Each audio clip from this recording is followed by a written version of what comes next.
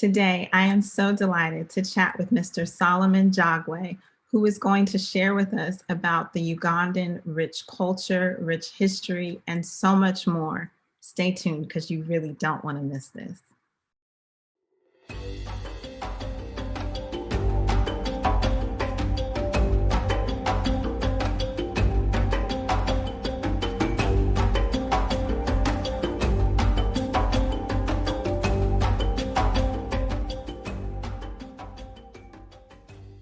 Welcome, Mr. Jagwe. I am so excited to have you here as a guest to talk with me about a very, very important matter, which is culture and children and the wonderful history of Uganda. Welcome. Thank you so much. Thank you, Janelle, for inviting me to have a chat with you about Uganda. Thank you. Well, I definitely appreciate your time. And I just want to say that, our first meeting, our first acquaintance was our in-person camp with Kids and Culture. And your work is just so amazing. And I think our viewers, our parents are really going to appreciate the information that you have to share with us today. So I wanted to jump right in and just ask you if you can tell us a little bit about your experience working with Kids and Culture Camp, because some individuals may not know that we actually have a little bit of a history here. Yes, we do. So, first of all, that was an incredible experience on my part to be able to interact with almost, I think it was about 100, almost 100 kids on your camp. And the way the connection came about is I volunteer at the Luganda Academy, which is it's a collection of parents who volunteer here in the DMV, in the in Maryland, DC, and Virginia. So the director of the school I think, connected with you, no, with Lavender. I think that's how it came to be. And so they asked me, would you be willing to go and represent us and teach crafts at the camp? I was like, I'll be more than willing to do that. So that's how I actually ended up at the camp. But it was a blessing to be able to share Uganda, to see the kids soak up the information, the participation. We created this, it was a hut, but each child had to bring a pair of pipe cleaners, because that's what we do in Uganda. Like when you are in a village, you try to help each other out. The saying that it takes a village to raise a child, it literally is practiced in Uganda, especially in the countryside, where if someone is building a hut, the villagers would come together to help build that hut. So the children were excited to participate. So each person would add a little bit of the pipe cleaner to the hut. And at the end of the day, we had this incredible looking hut that was created with the help of all the children at the camp. Yes, I know the children were very, very excited and really enjoyed talking with you and creating the craft and just, learning more about Ugandan culture. Well, the next question I wanted to ask is if you can tell us a little bit about what it was like growing up in Uganda. Man, so many memories come back. I don't know even which part to pick from, but I know the better part of my life was spent in boarding school. So Uganda was colonized by the British. So we speak English as a first language. No, actually it's considered as the official language in Uganda right now, with Swahili as the official language. So I grew up in boarding school in a missionary school, and that was the foundation of how I came to actually become an artist. But before I even went to school, I grew up in a village, no shoes, just running around, carefree. We didn't have internet, no cell phones. There's, the things that we take for granted now, we never had to access to. I'd never seen a TV when I was growing up as a kid. Maybe a radio, but that was in the city. Like if you went on in a taxi, and then you had the radio, but we never really owned something like that. So in the village where I grew up, my grandmother would tell me stories. That's the entertainment. She would be the entertainment for telling us these folk tales, and there was always a moral. And she would find a way of telling that stories multiple ways when she had a lesson to teach me. And then, so once I grew up, my parents moved to the city, and I started going to boarding school. And growing up in a boarding school taught me a couple of things. One, I had to learn to fend for myself, build friendships, which actually turned out to be long-lasting relationships. Because when you're thrown out there for 3 months, so we'd have three semesters, we'll be home for maybe 2 weeks, maybe a total of 6 weeks through the year. So that was the life growing up. We didn't have toys really, like when you're in the village. But once we moved to the city, that's when you got exposed to what the Western world was like in a way. And so it was kind of interesting growing up without the toys and the things that kids see now around them in the US. Okay. Now, where exactly in Uganda did you grow up? So my early childhood was in a place called Masaka. It's a city it's a city and I suppose a village. It's now it's recognized as a city right now as Masaka. It has a trading center, it has banks and everything. But that's where my early childhood started out. And then after the 1979 war, when Idi Amin Dada was ousted, we moved to Kampala, which is the capital city of Uganda. Yes. Excellent. Kampala is very, very popular these Yeah, days. and there's even a history about the name itself. So it's a city that's made up of hills, right? And so back in the day, the population wasn't as high as it is now. So the entire city, the hills were populated by these they look like deer, but we call them impalas. They're like an antelope kind of animal. And so they called it the city of the impalas. So Kampala comes from the word impala, this the city of impalas. Interesting. So, City of Yeah, Deers. Well, that's kind well, kind of of. Okay. right. Excellent. Oh, Yeah, that's good information to know. I mean, you're not going to just open up a book and find that information. So, this is just a nugget that you're able to give us as someone who is from Uganda. So, thank you for that. yeah. I wanted to ask you specifically about Ugandan culture Yes. and actually share with our viewers where you live now, and then we can segue into this question. Okay. So right now I'm in Alexandria, Virginia, in the U.S.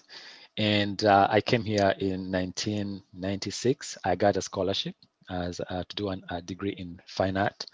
And Uganda. So you're asking about where I am now. I'm in the US, but I grew up in Uganda. Yes. Okay, so you have that experience to contrast between Yes, Ugandan culture and the United States culture. So, that's right. how is Ugandan culture different than the culture in the United States? It's so different in many ways. So there's some similarities, but they stop at a certain point. So the US is replete with so many cultures that have come from different parts of the world, immigrants, right? So in Uganda, we have over 30 tribes, ethnic groups. And so, in a way, we mirror the US because we're a melting pot of cultures and languages and things like and peoples and stories. But the difference is that in Uganda, there's this unity that has kept us together since days of the colonial days and since the days of when we got our independence.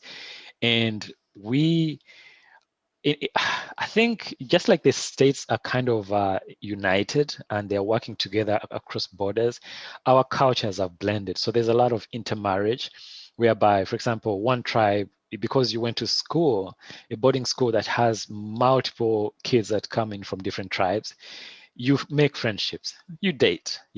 People go when you go home you're not thinking, okay, I'm not going to marry someone who's not from my tribe. You're thinking, I'm going to marry someone who is a friend that I met in a boarding school.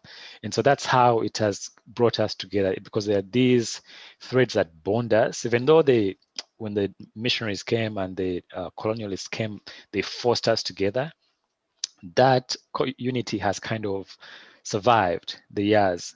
Although, of course, there are political things that go on where there are differences in politics, but overall, Uganda is a very amicable country. We are trained and raised from a very young age to be kind, to be loving, to be patient, to be endearing to the other person, to always respect our elders.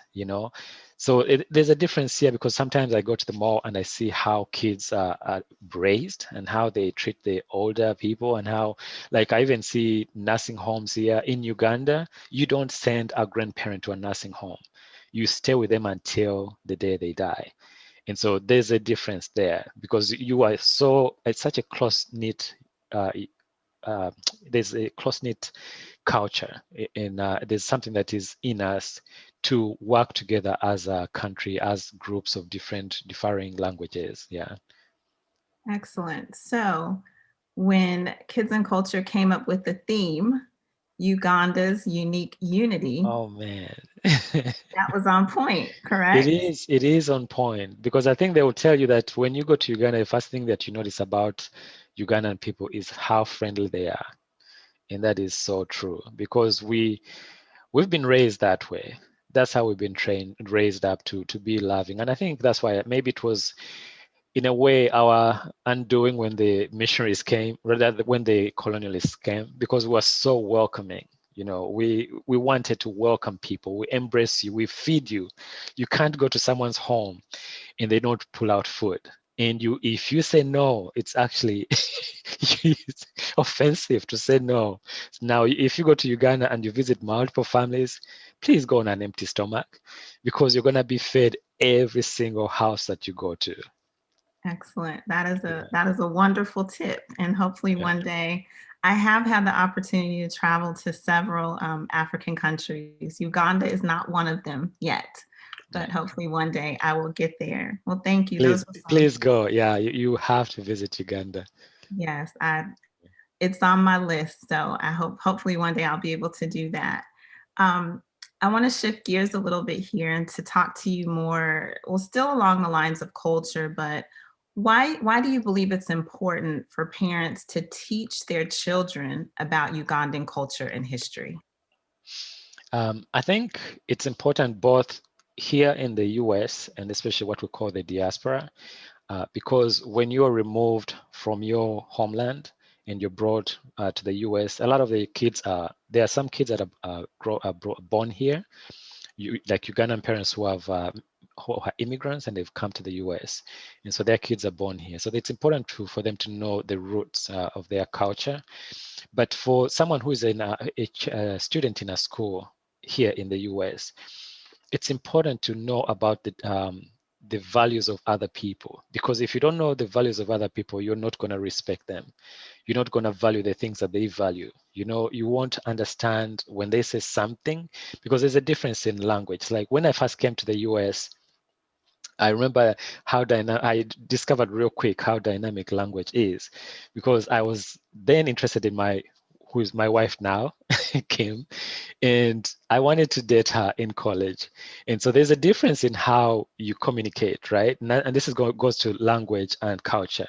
So in Uganda, when you're telling someone to come, you say, come here, right? In the US, I noticed when you're telling someone to come, you say, come over, like that. So I'll tell my wife, come here. And she thought I was saying hi every single time. So I thought she was playing hard to get. I said, come here. And she'll do like that as well. So, I mean, small things like that, that make a difference. If you don't know someone's culture, you might actually say something or do something that means something different in that culture. Excellent. Okay. The next question I wanted to dive into a little bit is with kids and culture, we definitely focus on making sure and helping our children make connections between the countries that we're studying to their everyday lives. So we don't want the countries and cultures that they're studying to just be something on paper, Yeah. or something that they read in a book. We want them to see the similarities. And so what are some similarities that you see in Ugandan culture and American culture? And we kind of touched on this a little bit, but even that transcend, to other cultures really throughout the world. Like, what are some of the similarities you see? And I'll give you an example with the food. Like normally with kids and culture, the Yeah. kids learn how to make a traditional dish. So the dish, in a particular country may be called something else. Like it may have a different name, but they Yeah. see some of the common ingredients, whether it's black eyed peas or, some type of lentils, or Yeah. even the infusion of, other cultures like the Indian influence, Yeah. in a particular country or culture. So can you speak to that a little bit? Yes, so there are definitely some similarities, and I think because the US is such a melting pot of different cultures, you will find some similarities. The food, for example, in Uganda, our like palette in terms of the spices that we use in cooking are heavily influenced by the Indians who came to Uganda. So there was a time when the colonialists were building, still call them colonialists, but when the British came, they had to build a train track from Uganda to Kenya, and so they had to bring in foreign labor to build, and they brought in Indians were brought in to build that railway, and so they stayed and they intermarried, but they also sometimes they would stay true to their culture, so they would stay married within their own people, but they brought with them influences of cooking. So in Uganda, when we are cooking, because we need spices, we'll go shopping in the city, capital city, in this capital city, and you end up buying spices from Indian shops. So when you're cooking, the food tends to taste Indian because of that, similarities. So even we have influences from the Arab world because the Swahili is actually a combination of Arabic and African languages. So the food that we end up eating in Uganda, like for example, something like chapati. Mhm. You find that in India, you find that in Arabia, in the Middle East, you find it in India, India, and also in Mexico, in South America. It's called something different, of course, but it's again bread, that's flattened and rolled, and then either wrap it into something like a chilupa or something like that. Yeah, so that's where the similarities are because we've been influenced by the British, the Arabs, and the Indians and Indian culture. We find that similarity also here in terms of the food. Now, things like grasshoppers, they're a delicacy in Uganda, and it's seasonal. So you wait for them every year, like around this time in December, November, December, October. That's when they come up from the ground, and then they flock all around. And so we look forward to those. You don't see those here in the US, but in the US, I notice people eat snails and shrimp and crabs and things like that. So so in as much as we eat insects, I can't eat a snail. that I cannot. Yeah. So that's where some differences and similarities are. Is that things that consider taboo here are actually be considered taboo in Uganda. We're like, man, I can't eat that. And because our culture is built on like tribes, so when you are a clan, you are in a clan. There's a totem that you represent your clan, and you're not supposed to eat that clan. So if I'm in the leopard clan, I can't eat a leopard. If I'm in the antelope clan, I can't eat an antelope. So here in the US, they'll eat deer. So someone who is from the antelope clan, because they're similar, there might be like some opposition there in terms of like you're eating a cousin, a distant cousin of the antelope kind of thing. So there are some similarities there in terms of influences, but it's really fun to actually see when you come to the US and you realize that the food here, like pizza and things like that, are now actually being eaten in Uganda because of again, globalization. The lines are blurring. We don't want those things. Those things aren't healthy. We focus on healthiness, but it Right. is what it is. I understand what you're saying. Well, thank you for sharing that. My son actually tasted a chocolate covered grasshopper several years ago when we were at actually a Bible program. So Yeah. I have a child that has eaten a grasshopper before. Well, Wow. let's Chocolate covered grasshopper. Now I gotta try that. chocolate covered grasshopper. Yes. Yeah.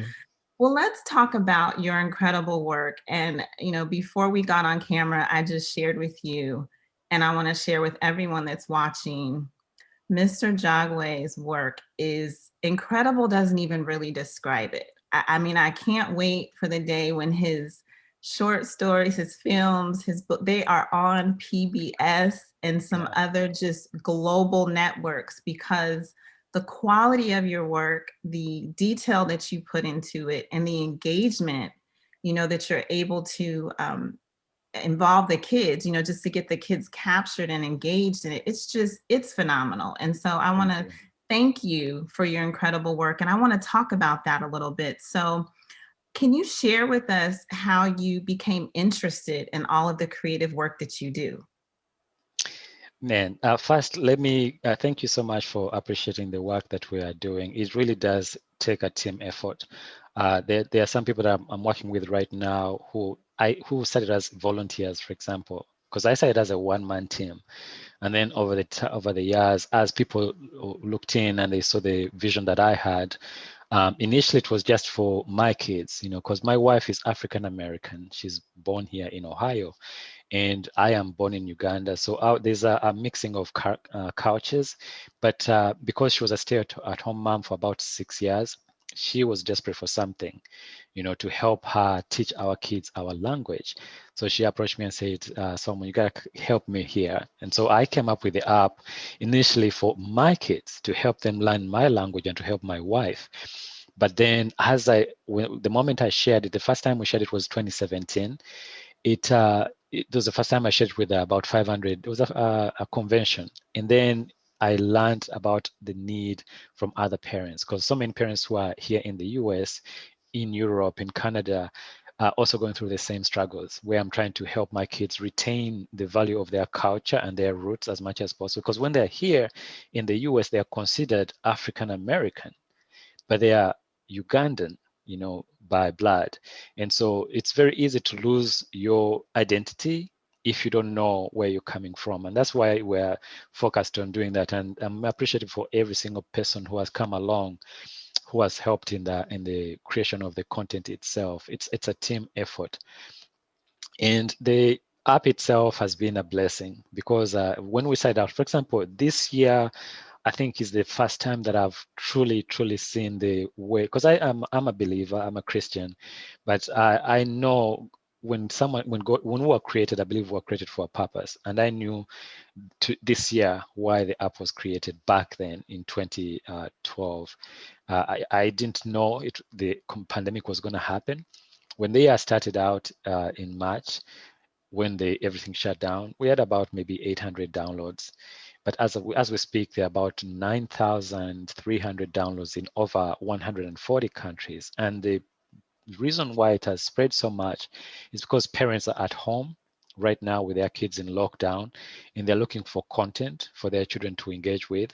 And the app has been a great resource for those who are interested in the Ugandan culture, in our languages, in Swahili, in Luganda, because we have so many languages. We want to do multiple languages, but we are starting with those two languages that are commonly spoken in Uganda, to be able to share our languages. So a child can actually when the parent downloads the app for the child, they can learn how to count in Luganda, from 1 to 40. They can learn the alphabet. They can learn what animals are called in Uganda, what vegetables are called in Uganda, what fruits are called in Uganda. So when you go to Uganda, at least when someone says, "Oyagala omuyembe," do you want a mango? You understand a little bit of that. That's excellent. Now, in addition to the app, so just so everyone's clear, there is an app that you can download that has lessons, like you said, regarding counting, language, Yeah. food, etc. on it. But in addition to that, you Yeah. also have a series of comic books, correct? That's right. Yeah. So the comic books, I've been a comic book fan since I was a kid. When we were growing up, when we were in boarding school, again, because we didn't have entertainment, we read like crazy. That's how I fell in love with that reading. And there's a comic book series called Asterix and Obelix, and also Tintin. And so those are the books that got me started, because there were so many beautiful pictures in them. And I actually started learning about the Roman Empire from Asterix and Obelix. I didn't even know who Caesar was. I didn't know what Gaul was, like what France is now. And so from reading those comic books, my mind was opened up and my world was opened up, and like, these are people in different parts of the world. And because they will always do like a map of the world to show where, the Roman Empire is expanding and how it's affecting these goals. And so that's how I got into comic books. And so the first comic book that we did, this one, really was a throwback to village life. So I was drawing on my experiences with my grandmother, who used to sit me down in the evenings and tell me all these folk tales, Ugandan folk tales. And so that's what brought me to creating this. But I also wanted it to be a lesson in a way. So in the back, there's an alphabet, illustrated alphabet with English and Luganda. So you can see what the name of an object is in English and then the name in Luganda as well. And then we worked on another one. This one is a journey to the wildlife park. So when you go to Uganda, one thing that you of course want to see are the wild animals. When you go to the national reserve, the wildlife reserves. And I wanted kids to learn how the different animals are called in Luganda, in Swahili, and in English. And we tried to make it very interesting. So in the opening here, we have the story of Nkoza and Nancha, as they're on their way to the national park, so I wanted to tie in the entertainment together with the education part of it. So because I know the attention span of kids nowadays is kind of short. I have to understand that. And I think as parents, we have to understand that our generation right now is tech savvy.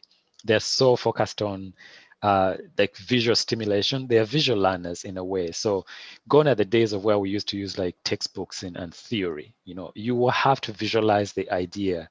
And I think that's why animation is such an important medium, is that kids love animation because they get to see a visual story. Yeah. So can you tell us the exact name of the comic book series?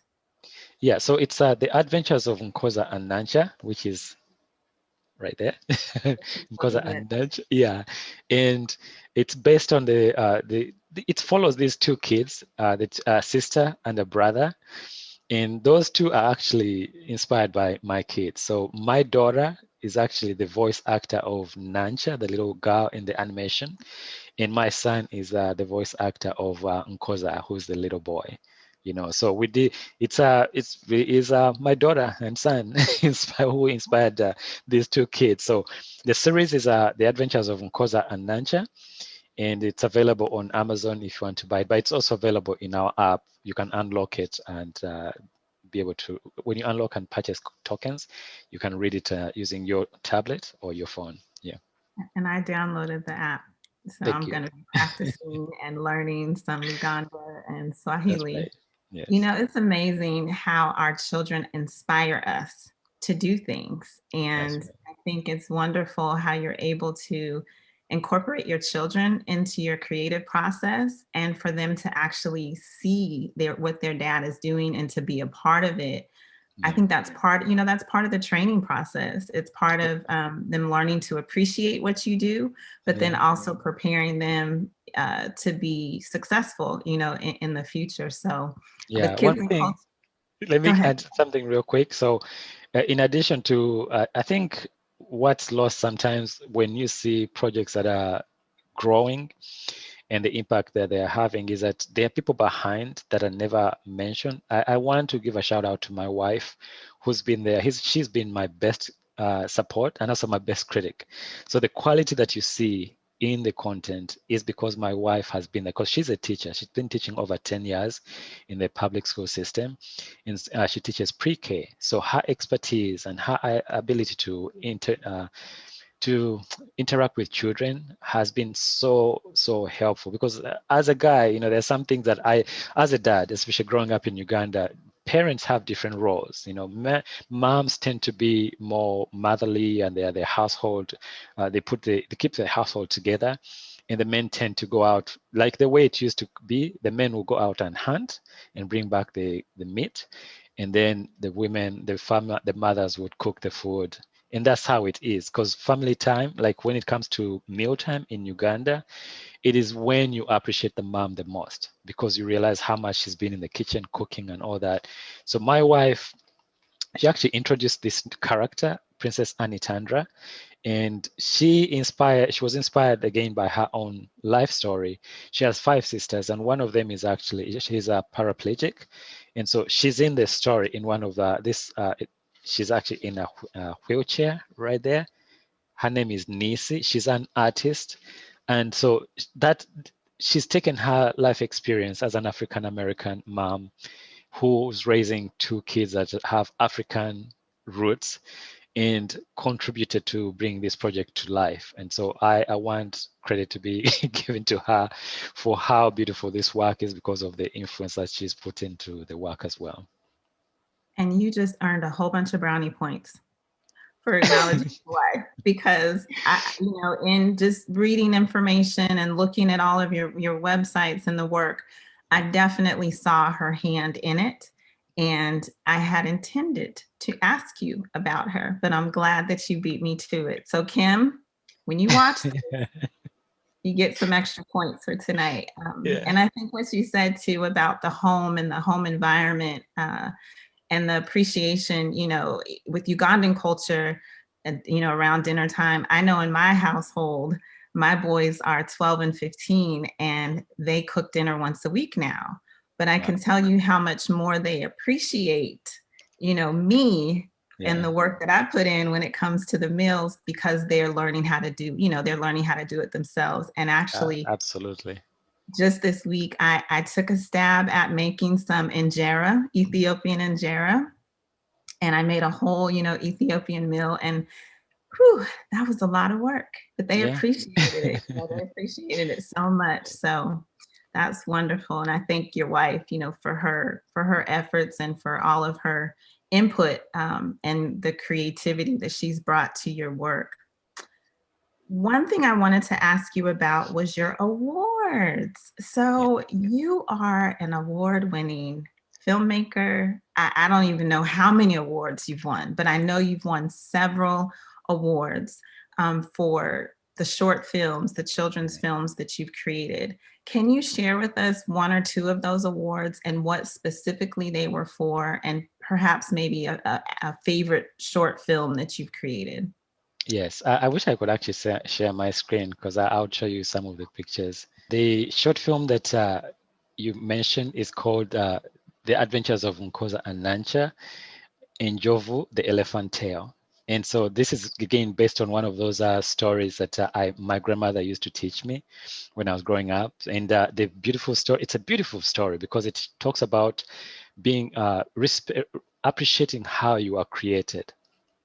And so the elephant is considered a very big animal, beautiful, but because it has such a tiny tail, it makes, in a way, it's kind of like, why would such a huge animal have such a tiny tail? So in our culture, our grandparents and parents would tell us stories of this story to tell us, teach us a moral of be grateful for how you are created, no matter how, even if you have like a deficiency of some kind or something that you may think as less than, that actually makes you who you are. So the elephant has a big, his beautiful tusks, big ears. It's a big animal, but it has such a tiny tail, and it was ashamed of it. So its mom told it, you should not be ashamed of your tiny tail because you're beautiful, you're strong, you're mighty. So that's why we created this short film to inspire kids to do that. And one of the awards we won was at the Revolution Me Film Festival. And let me see if I can actually bring this up. And it was in New York. This one is special because we were nominated in 2 categories, one for best sound design and another for the best animation. And for me, it was a shout out to the team for having helped so much, because I have a teammate in the UK. Her name is Diana Ranga. She's the voice actor of this character, and we worked virtually. So you know how we are working virtually using Zoom and all this. We've been doing it for almost 3 years with Diana working in the UK, and she's a beautiful artist, and she sings. So she created this album. It has over 20 nursery rhymes. So she's compiled all the nursery rhymes we used to sing when we were kids, and one of the tracks is actually in the short film. So it was we were awarded and it was nominated for best sound design. and then we won for best animation. So that's my favorite, I guess, award, because in a way it took what we had done in this short film and recognized it on an international stage. And that is so you can watch this on YouTube, but those are all the different recognitions that we've had in 2020. Can you go ahead and play like a minute of it? Yes, I'll go ahead and play this. Thank you.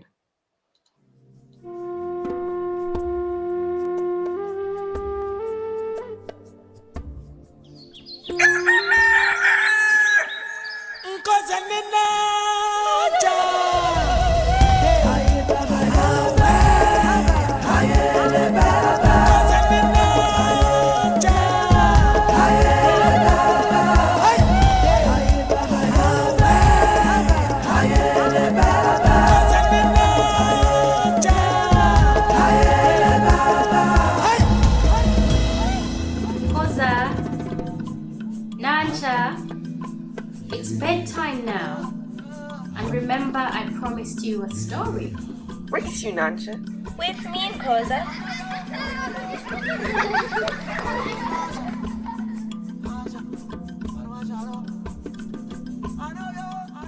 Nancha, my darling, it's bedtime now.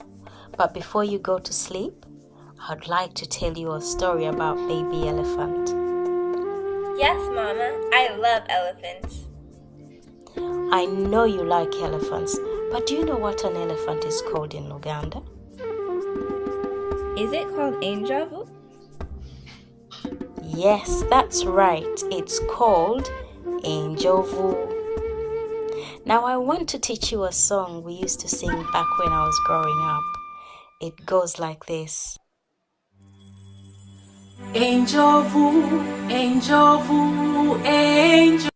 So I'll let you take it from there. Okay. I'll stop sharing. That is just, I've watched it and I love it. As I mentioned before, I really appreciate the incorporation of language, the music, and just, seeing what Uganda looks like, even in an animated, setting. And so it's very engaging for children, and congratulations on your work. And I know that you're going to continue. Thank you so much.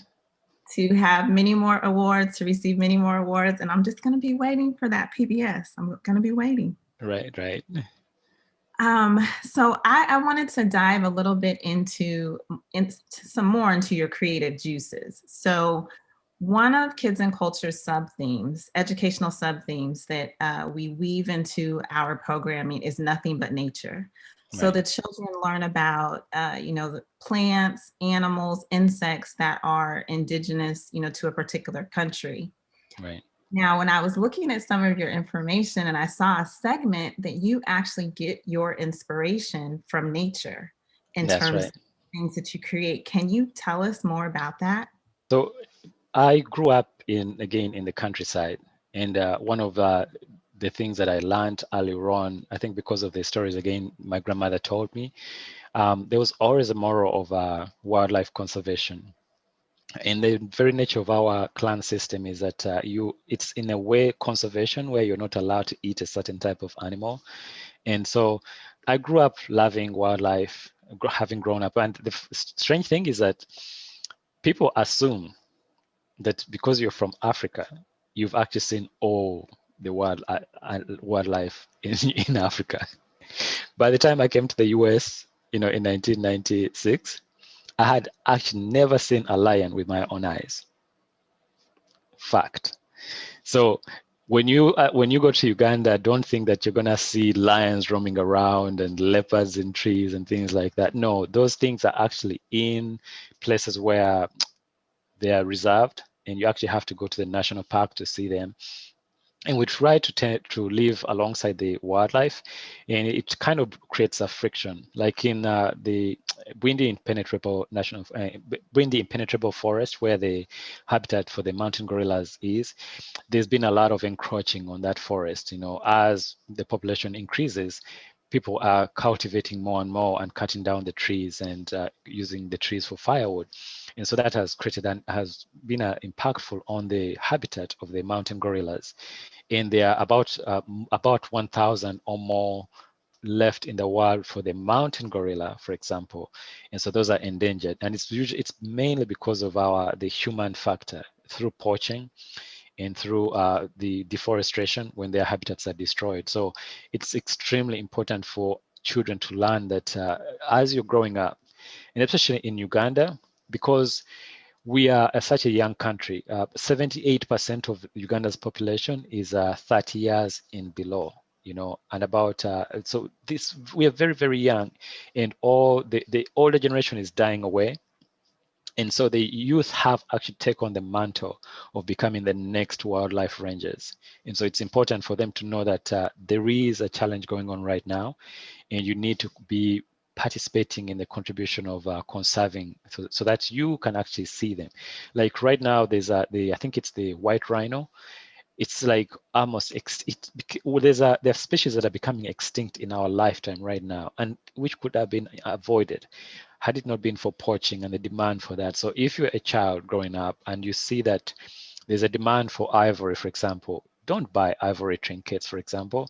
There's things that you can do to stop the demand, because it's the demand that drives the killing of those animals. So if someone wants to do ivory like a chess piece, right, they're gonna go hunt an elephant in Africa, kill it, and take the tusks out, and then make those pieces. If you're a musician and you're trying to buy a piano, for example, if it has ivory keys on the keys, don't buy that, because it was made from ivory from an elephant that had to actually be killed in order for it to be for that to be created. So there are things that we can do as the youth, and also to impact even. So when you become a leader, those are things that you have to think about, when laws are being passed.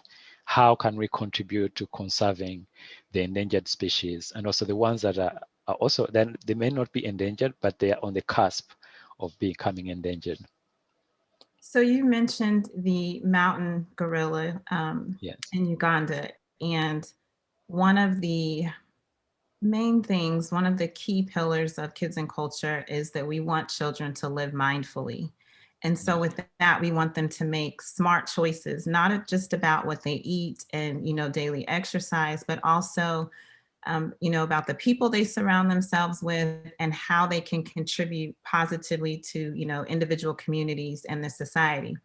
Right. So with our self-paced course, Culture Quest, the children actually learn about the mountain gorillas in Uganda.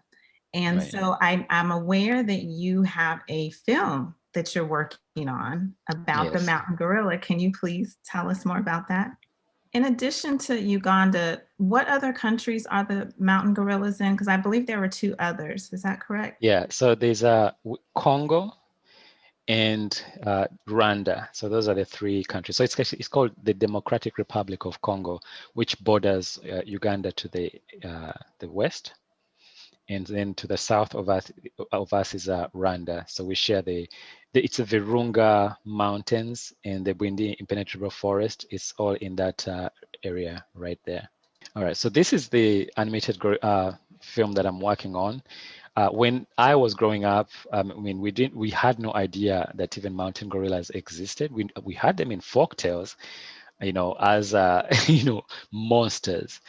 And so back when I was a kid, it never really even struck me that there were so many mountain gorillas, and either the population was at a certain point.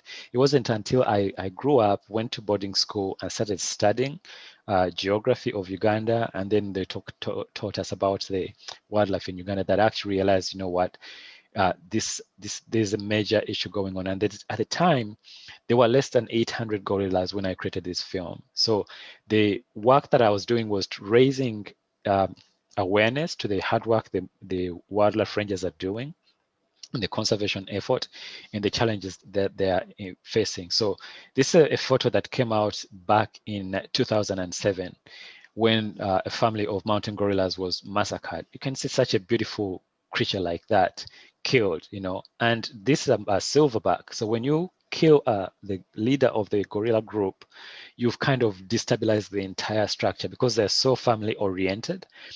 The silverback is like the protector, and also guides the family from moving from one nest to one nest and another nest every night, every evening.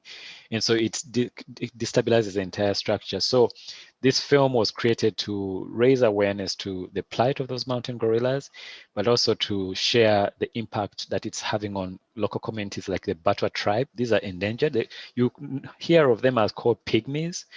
They are called the Batwa. They used to live in the Bwindi impenetrable forest, but then they were moved out because there was a threat of human disease to the mountain gorilla. So I created the film to showcase the challenge of that.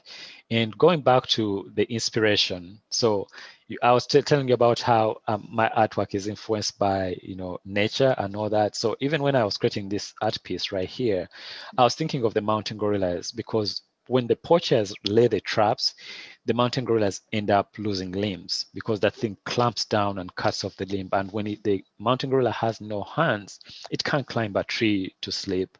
So it becomes prey, to more poaching and more traps and things like that. So those are the challenges that are being faced, and that's why I created the film.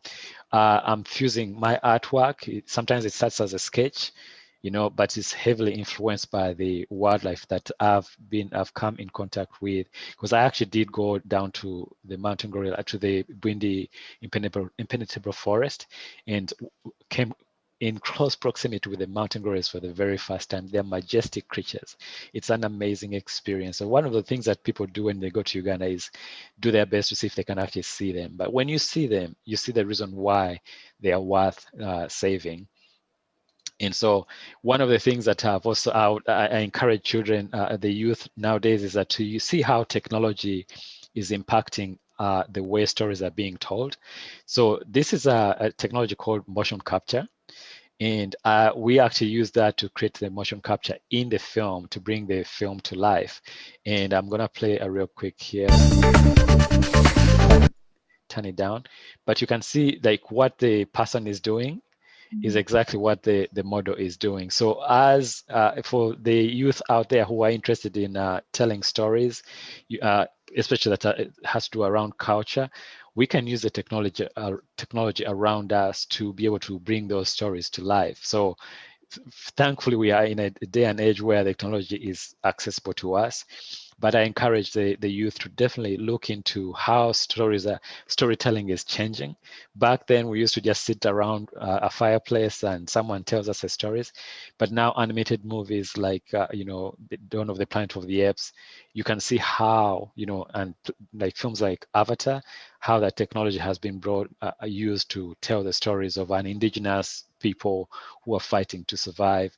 And it's because of technology like motion capture. And these are things that I learned in later on in life. This technology wasn't there when I was in school. I attended George Mason University for my art and technology degree, art and visual technology. But back then we didn't even have motion capture. So this is a technology that's just recently came around, and I'm using now to tell the story of Galuwango, this life of a gorilla. Amazing. Just your use of technology and just making it come alive, I don't like to use the word stories a lot when we're talking about things that truly happen in real life, Right. but to just make that come alive for children and for parents to understand the importance of, conservation and, like you said, the majesticness of the mountain gorilla. So thank you for that very, very, very important work.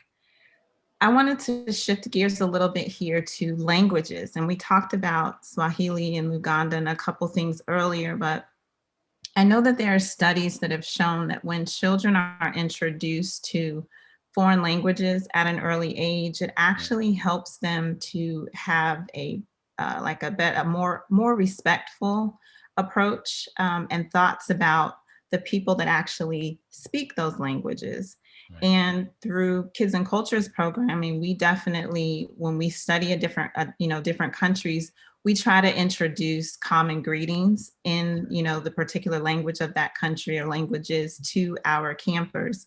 Yeah. Can you tell us more? You had touched on this earlier, but how can parents really use that app that you've created to not just kind of have a general knowledge of the language, but how do you suggest using it in general? Yeah. So one of the things that, again, going back to attention span and meeting kids where they are, because if you don't lower yourself to a child's level, you won't understand how to best communicate with them. And that is something that my wife has taught me, because sometimes, I mean, because of the pandemic right now, I've had to listen because she's teaching from home. I'm constantly listening in as she's teaching the children, and I listen to her I listen how she's interacting with the kids. These are pre-K, about 4-year-olds, and so you have to be silly in a way, if I can say that.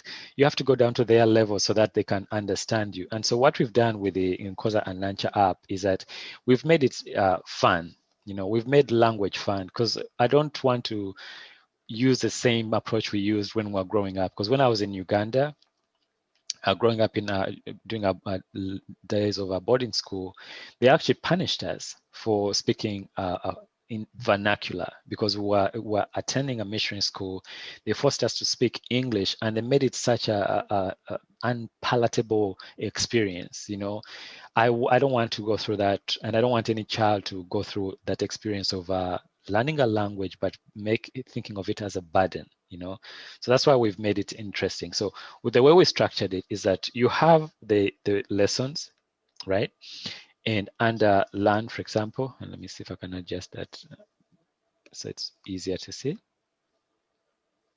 Okay, so we have Luganda and Swahili, and we're trying to add multiple languages. So the way we encourage parents to go through the app is first start with the language itself. Find a simple one, for example, counting, right? Start from 1 to 10, yeah? And you can replay the sound. So let me increase the sound. So you can actually hear if the child says it and they're not saying it correctly, they can always replay it so that they can hear it. And when they're ready, they go to the next one and then can also replay that, right? So there are two levels. One has English and Luganda, and then there's one that is unassisted. So as a child gets better, move them to the level where there's no English, so they can actually practice that, And so the next, for example, under the food section in fruits and vegetables, so we have the orange, in English, and then the name in Luganda. And you can replay it and hear it, right? So, but there's also a section where it's same fruits, right? And then at the bottom, it's you scroll down, it says Luganda only. So that's more immersive, because now you've taken away the aid of the English. They are forced to actually start learning the word by itself. And then when they've gone through that, they can actually practice by themselves without even the parent being there. They can go to practice and go to the same section. For example, under food, in the same section, there's text. So you can see the words. So this teaches you the spelling. The child has to learn how to spell the words as well. And then you can go back to the visual part of it. So they actually see visually, they understand what an orange looks like. They see the English and the Luganda word. This is on the simple level. So that it's easy for them to pick orange here. But if you went back to practice and you said vegetables and then Luganda only, right, for the fruits, the English aid is taken away. So now you actually have to know, okay, muchungwa is what, right? And in this case, it's an orange. So and then it goes on to the next one. That's a banana. So that's the process. And then when you're done, it will give you a score. And under the stats right here, the parents can actually see the number of lessons that the child has taken, and then they'll see which ones they are most interested in and which one where they need help.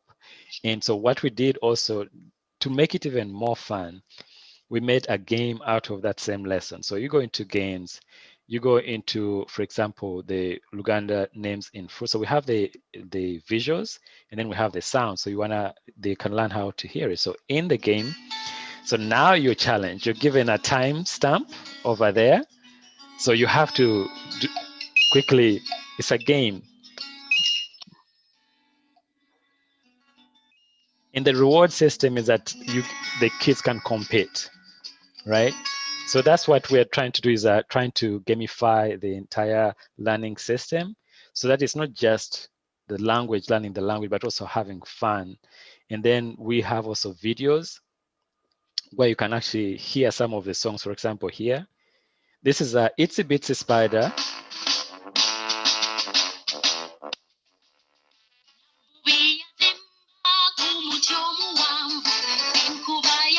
So that's Itsy Bitsy Spider in Luganda, right? So that is the value of making the language interesting, making it fun for the kids so that they are not bored.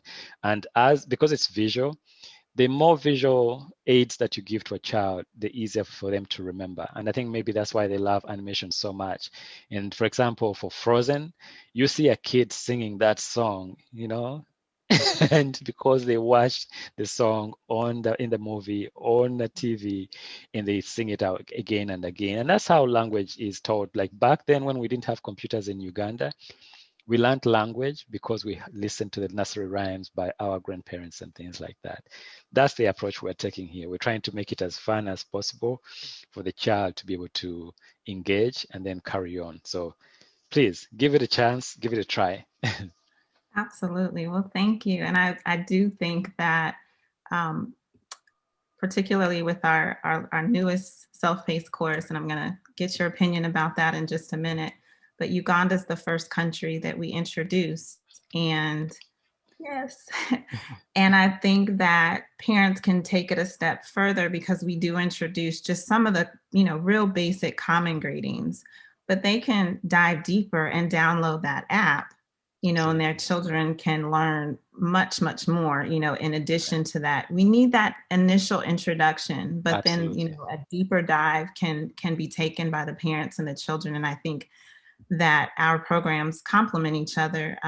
Fun has always been a major thread with kids and culture. The first thing is safety, for our in-person programming, making sure the children are safe. The second is we want them to have fun. And they're going to learn, while they're having fun. Sometimes they're having so much fun, they don't even know how much they're learning. But that's, one of the things. And I think that your app definitely captures that. So thank you. I wanted to ask you a couple more questions, and then we'll get ready to close out, because I appreciate your time so much. Having visited Kids and Culture's in-person program and just what you know about our programming in general, do you believe that Kids and Culture provides valuable programming for parents and children, or what is your opinion about the programming in general? Yes, I believe that it has an invaluable experience on the kids. And out of that group, for example, when I met those almost 100 kids that I interacted with, I could tell, the questions, like I had so many questions afterwards, what do you eat? Why do you see animals and things like that? So the curiosity level is raised as they are introduced to different cultures. And that's how you build a good citizen. Someone who is interested in what others are like, what do they believe in, what do they speak? We know, because if you value someone else, you're going to value them as an adult, whether it's at a job, whether it's at McDonald's, or wherever you go. If if you put value on somebody else, you're going to value them even as a leader. And I think that's what the camp does, is that children, they are starting at such a young age. And as they are exposed to these cultures, for Ugandan experience, for example, they will be curious about the rest of the world, and also be better citizens as a result. And I could see it in the eyes and in the questions that I received during that interaction, is that this is actually a good thing. And you remove them from being in a bubble, in a sense, to opening up their eyes. Because when I was in Uganda, as a child, as a kid, I didn't even know the world was round. I used to look up to the sky and I could see planes, but I said, what are those things? Are those birds? But it wasn't until I went to school and started studying about other cultures and the other in the entire world that I realized there's a whole other world and other people out there in the world. So when I left Uganda in 1996, I left on a Sunday. I arrived on a Sunday, and then I call my mom and I tell her, guess what day it is now? And she said, but you left yesterday. But it finally dawned on me, the world is actually round. I went back in time. That I wouldn't have understood that had I not traveled. And what the culture is doing is that it's offering a virtual travel in a sense. You're traveling to other people's cultures and learning about them, and your eyes are opened up, which happened to me. Thank you. I appreciate your viewpoint about kids and culture and making those connections, and even the travel. I hadn't really thought about that, like the backwards in time. I just know when I traveled to South Africa and Ghana, that 21-hour flight, Yeah. it was something. It was definitely something. The last couple questions that I wanted to ask you. We talked about your awards, and again, I'm waiting for PBS. I'm just waiting. I'm waiting. So when you get that call, you have to send Okay, I shall. quick text or message on Facebook. Absolutely. Yeah. As we get ready to close out, I want to make sure that parents know how they can access your books, the apps, the short films. So can you take a moment to share with parents how they can connect with you and your materials? Absolutely. If you don't mind, let me share my screen one more time.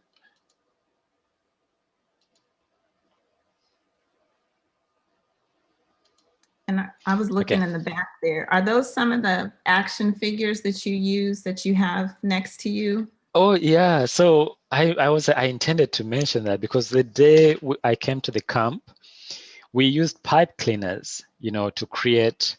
Hold on. Let me stop sharing for a second here.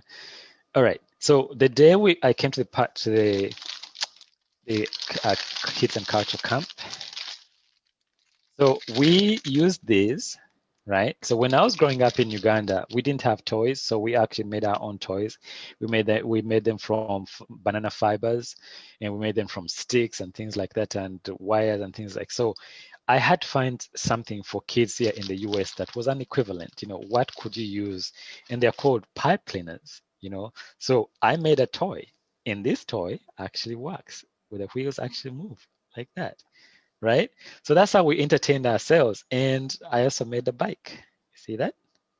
Oh, that's cool. How cool is that? Yeah. So that was the one thing that I was encouraging kids during our session at the camp, is that don't be so like, I want you to expand your ability to create. Be creative. God has blessed us with such an ability to create that kids in Africa, even though they don't have access to the toys that you have here, and back then I think Toys R Us was still around, was it? But now it's gone. So things happen and things move on. Now the pandemic is here. So when you're at home, you're given an opportunity. Try to use your creativity to bring to life what is in your mind. And that's what I did as a kid growing up. And these things are still in my brain. I'm no longer a kid, but guess what? I'm passing on this to my son. So look at this. My son made this dragon. Wow. So he loves how to train your dragon, and so he created that, and he also created Baby Yoda. Okay. Oh, wow. So it's things like that when we're growing up, even if you're at home and you don't have access to certain facilities, let not that stop you from dreaming big and pursuing your dream and creating something. Look for the things around you that you can use to bring your idea to life. And so back to let me share my screen again. So the app itself is available on our website on nkozaandnancha.com. And we have books. So if you click on this tab at the top on mobile app, it will lead you to this page, and it's available on the App Store. So if you have an iPhone and an iPad, you can click on that link to download it. If you have an Android tablet or an Android phone, you can use that, like maybe a Samsung. And if you have an Amazon tablet, you can also use that. So the same content is in all three apps. We try to spread it out because I know not everyone can afford an iPhone and an iPad, but Amazon tablets are pretty affordable. So you can actually get, I think for $99 and between 99 and 150, you can get a really good tablet that can play back this content. So don't worry if you don't have an iPhone or an iPad, or there are always other options that you can access it. And we encourage you to, again, check out our stories as well. We have books that are available on the Amazon store. You can, if you're international, you can, if you have family that are international, you can also send them links because they can ship from the UK and in Europe as well. And we started with 3 of these books, but we have actually 3 new books that are coming out. And you can, when you open the app and you go to the stories tab, there are 3 new books that are coming up here. And so those are going to be available on Amazon as well. And then there's music. If you need like a CD that you can play in your car, then you can definitely buy the CD online. It has over 20 nursery rhymes, Ugandan nursery rhymes. And you can also download them on iTunes and Spotify. So you have a digital copy of those.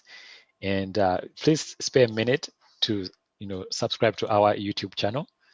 And that's where you'll be able to find this short film. So if you go to Nkoza and Nancha, you'll be able to see our content here, and share with your friends so that we can continue spreading, our culture, so that you can learn more about Ugandan languages, geography through our storytelling. All right. Well, thank you. Thank you. Thank you so much. I want to thank you for your time today. I want to thank you for sharing just all the amazing things that you're doing with the app, the books, the short films, educating our children, helping them to learn more about Ugandan culture, making those connections. And I know you had an opportunity to look a little bit at some of our self-paced course lessons for Uganda. What did you think about those? From a Ugandan, I would like to know your perspective. Yes, I think first of all, it's a beautiful idea for people to have like a central place that they can go to and learn more about Uganda. We have a beautiful country. We have beautiful wildlife, and the people are so kind and loving. And I think the beauty of our unity, being able to see that we are so many languages and so many tribes and clans, and it's like the melting pot of people coming together and staying united, even with political differences, that it has lasted from 1962 when we got our independence to now. So I think during this time of the pandemic, it's an awesome opportunity for people to be able to go to a place where they can actually learn more about Uganda in depth and share with others as well. Well, thank you. So thank you, Mr. Jagwe. I just, again, from Kids and Culture Camp, we appreciate all of your time, and we look forward to connecting with you again in the future. Uganda is a popular country, and Uganda's unique unity is definitely something that we want all children to learn about and to be able to incorporate, parents to incorporate that into their children's learning.